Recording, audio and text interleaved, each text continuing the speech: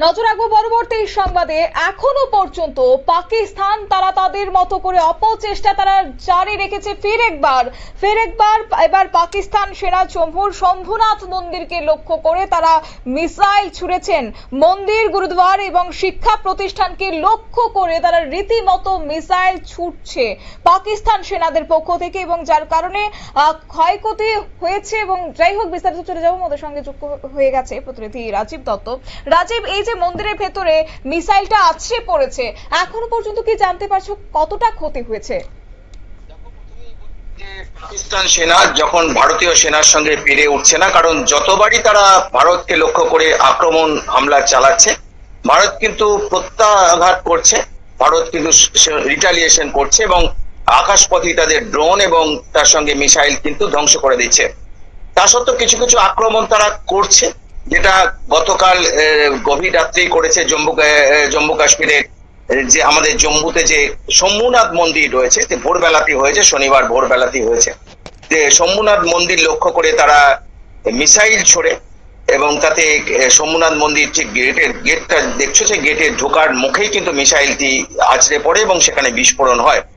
যদিও মানুষ যেহেতু সাবধানে ছিলেন, কারণ মানুষকে সতর্ক করা হয়েছিল, প্রশাসনের তরফ থেকে সরিয়ে নেওয়া হয়েছিল, তার ফলে কিন্তু সেরকম ভাবে জীবনহানি কিন্তু হয়নি, কিন্তু কিছু ক্ষয়ক্ষতি হয়েছে, যেটা মন্দিরের কিছু দেওয়াল বা গেট এই সমস্ত জায়গায় ক্ষতিগ্রস্ত হয়েছে।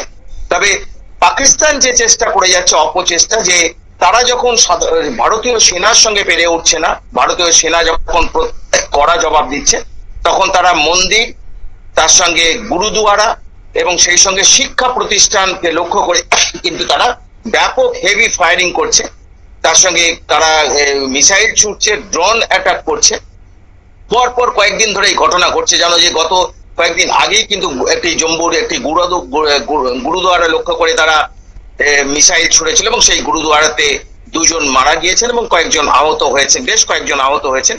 একটি শিক্ষা প্রতিষ্ঠানকে লক্ষ্য করে, একটি খ্রিস্টান স্কুলকে লক্ষ্য করে তারা মিসাইল ছুড়েছিল এবং সেখানে 2 শিক্ষার্থী ছাত্রের মৃত্যু হয়েছে এবং কয়েকজন আহত হয়েছে। তারা প্রতিনিয়ত জনবসতি এলাকা, মন্দির, গুরুদুয়ারা এবং সেই সঙ্গে শিক্ষা প্রতিষ্ঠানকে লক্ষ্য করে তারা এখন টার্গেট করে নিয়েছে, কারণ তারা জানে তারা সভ্য সমাজের অংশ নয়। কারণ তার জন্যই তো 26 জন পর্যটককে তারা খুন করতে পেরেছে, নিরীহ পর্যটককে। তারা সামরিক বাহিনীর সঙ্গে যুক্ত নয়, তারা মানে সাধারণ নিরীহ মানুষ, তাদের হত্যা করেছে। এবং তারই যখন ভারত তার প্রতিবাদ জানাচ্ছে, যখন যারা হামলা করেছে, যারা খুন করেছে, তাদের ডেরাগুলোকে যখন ভারত ধ্বংস করেছে, তখন পাকিস্তান সেনা এবং পাকিস্তান সরকার ভারতের জনবসতি আক্রমণ করছে, ভারতের মন্দিরগুলোকে আক্রমণ করছে, ভারতের গুরুদুয়ারাকে আক্রমণ করছে, ভারতের সাধারণ মানুষকে আক্রমণ করছে।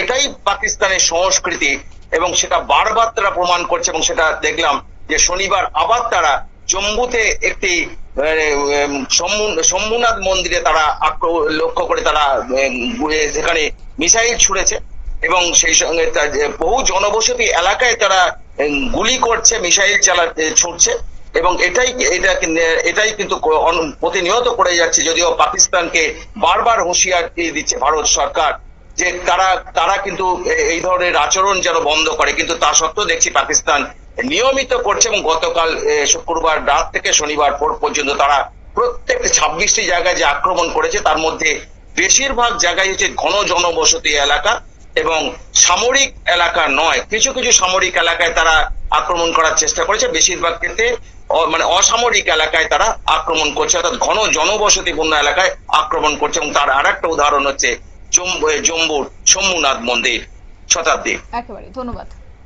আপনারা শুনলেন, অর্থাৎ সম্প্রীতি নষ্টের চেষ্টায়, সম্প্রীতি নষ্টের খেলায় রীতিমতো পাকিস্তান মেতেছে এবং বারবার তারা ধর্মীয় যে প্রতিষ্ঠানগুলি রয়েছে সেই প্রতিষ্ঠানগুলিকে লক্ষ্য করে তারা মিসাইল ছুটছেন। শনিবারও পাকিস্তানের সেনা জম্মুর যে শম্ভুনাথ মন্দির রয়েছে সেই শম্ভুনাথ মন্দিরে তারা মিসাইল ছুড়েছেন। যদিও সেক্ষেত্রে ক্ষতি হয়েছে, কিন্তু স্বস্তির বিষয় হচ্ছে কোনো রকমের হতাহতের খবর পাওয়া যায়নি। নিয়ে নিচ্ছি ছোট্ট একটি বিজ্ঞাপন বিরতির সঙ্গে থাকুন।